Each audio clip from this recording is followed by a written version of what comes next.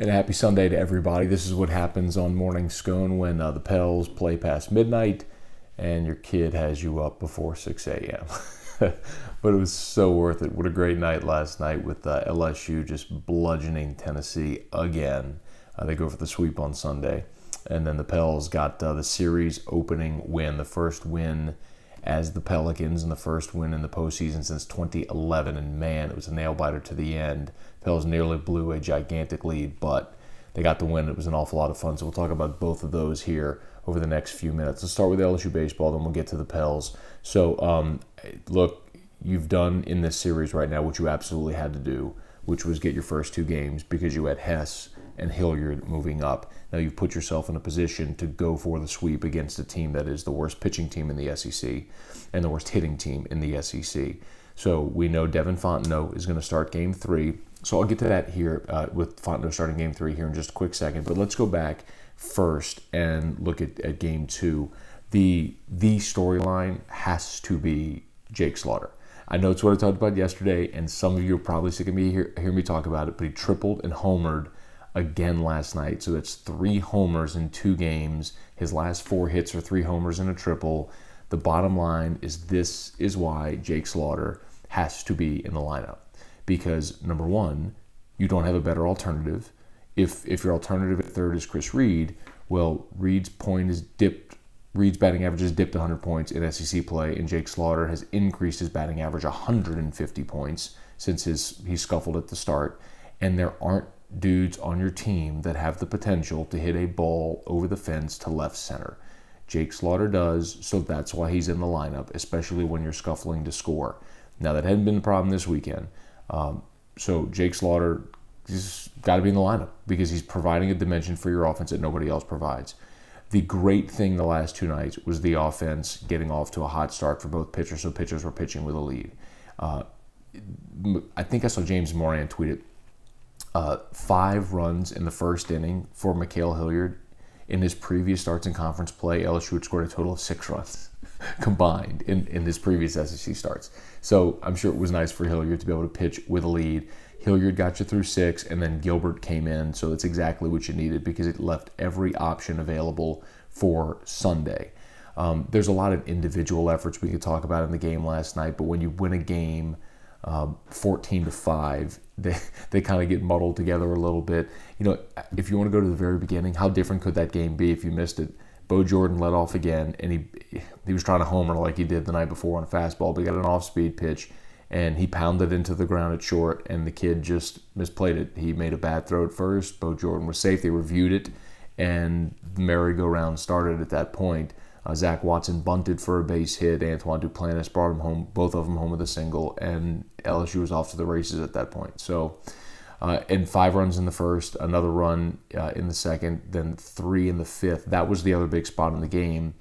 What felt like it was LSU kind of cruising, and they're up 6-0, and then here comes Tennessee, and they cut the lead in half in the fifth against Hilliard. LSU at the bottom of the fifth answers with 3 more. So if LSU is able to go ahead and finish the sweep on Sunday, this is the series obviously that you're going to look back on and say that's when the season changed, when they absolutely had to be at their best. They were. Slaughter stepped up. Maneri seems to have found something with Bo Jordan at the top of the lineup right now. You got great starts from Hess and Hilliard. Gilbert was good out of the bullpen. Honestly, his stat line isn't fantastic. 3 innings, 2 runs on 4 hits. Gilbert struck out 6. I mean, you know, the odd thing is you look and you go, that's what he wasn't giving Palmineri as a starter. You put him back in the bullpen, and he strikes out 6 in 3 innings. And, you know, it kind of looked like Caleb Gilbert of a year ago. And it would have been better for Gilbert, but for in the 8th, defense let him down a little bit. There were 2 ground balls to first base. Coombs misplayed one of them, it got under him, and then the other one, he fielded it. Instead of just going to touch the base at first, he tried to throw to second, hit the runner in the back. So, point is, Gilbert pitched even better than the stat line would suggest he did. So that was encouraging to see. So the question obviously is now about Fontenot starting on Sunday. I'm a little surprised. I thought it would be Bush. Bush has not pitched this weekend, and Paul Maneri has said that would have been his choice, would be Bush. but they like him too much as a reliever. But considering Bush hasn't pitched yet this weekend, I assume that would have been him. I'm good with Fontenot because I'm fairly certain what they're going to ask Fontenot to do is go give him 2 or 3 innings and say, just go be the dude you've been at the end of games. Just do that at the beginning of the game. Get us off to a good start, because if the offense responds in Game 3 the way they did in 1 and 2, he's going to stake whoever's next to a big lead, and then you can begin the whole staff approach, whatever you need. I would certainly like to see Nick Bush. I think Ted Peterson could certainly give you an extended outing if you need it out of the bullpen. Matt Beck is still there. He hasn't pitched yet this weekend.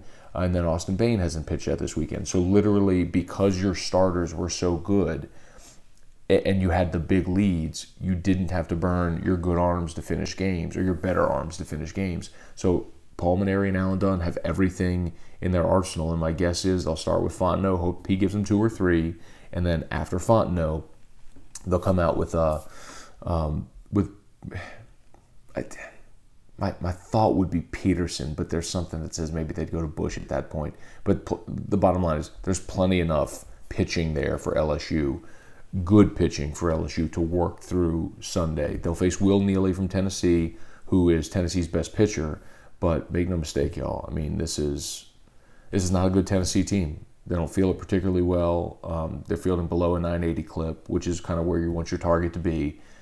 They don't have good SEC caliber arms. Neely, the kid who's going to pitch today, is their best one, but even still, he's not going to go up there running it up 95, 96. And LSU's got guys in the bullpen that can do that. So this is a game that LSU should win at home, and they should sweep. And if they do that, then all of a sudden the complexion and the dynamic of the whole season changes, because your target to get to 18, 19 conference wins is all of a sudden back on target before you go on the road next week to South Carolina. So big one today for the Tigers at 4 o'clock Central. We'll certainly be talking about it tomorrow. And then I guess I do feel somewhat obligated to at least mention the fact that Ed Ogeron said that LSU on Saturday had the best scrimmage of his entire time at LSU Saturday. So I mentioned it. And we'll talk about something that's actually relevant relating to football when we have something relevant to talk about relating to football. So Pels get Game 1 last night. I picked Pels in 6. I thought Portland would win Game 1, emotion on their home floor. What was so impressive about this game last night, y'all, and they won it 97-95. They won a game that was not played in the 110s, which was super impressive. Anthony Davis, 35. Let me make sure I have his final line. 35 and 14. Nico Mirotic had a double-double. If you didn't watch the game, Rajon Rondo drank from the fountain of youth, or cranked up the defensive intensity, or playoff intensity. 17 dimes for Rajon Rondo in the game last night. It was awesome to see. Lillard and McCollum were held to 1 of 15 shooting in the first half. This is the matchup. I mean, this is what we talked about. It's that there is nobody on Portland's team that can match up with AD.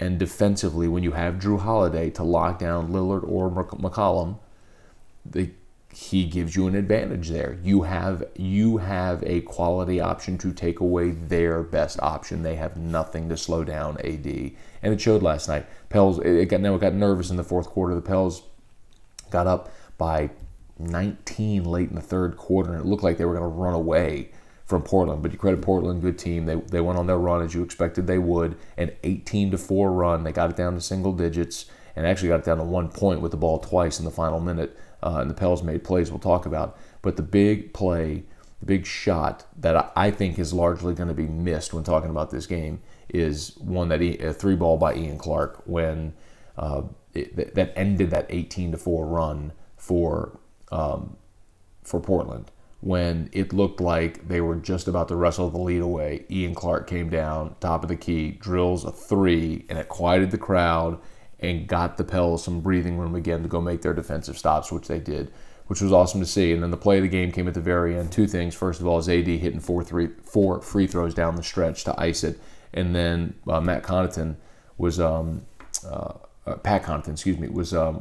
going for a layup that would have given Portland the lead with about 15 seconds to go, and Drew Holiday blocked it against the glass. So, man, they came up with the plays when they had to, like a veteran team would, not like a team that's playing collectively its first playoff game together. So, man, it was so fun to watch. And now the Pels have wrestled home court away.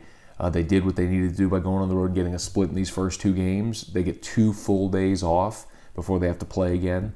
Before they play again on Tuesday, and then they come home. And if you protect home court at this point, you win the series. So an awesome job by the Pels to steal one on the road that I don't think many people thought they were going to get. But again, this is why the matchup favors New Orleans, why I think they're going to win this series in 6. So off to a great start for the Pels. LSU goes for the sweep today. We'll certainly be talking about it on Morning Scone tomorrow. If you have not yet, please, please, please hit the red button down there and subscribe. I don't care if you just ignore every notification. Believe me when I tell you it helps me if you just hit the red button and subscribe.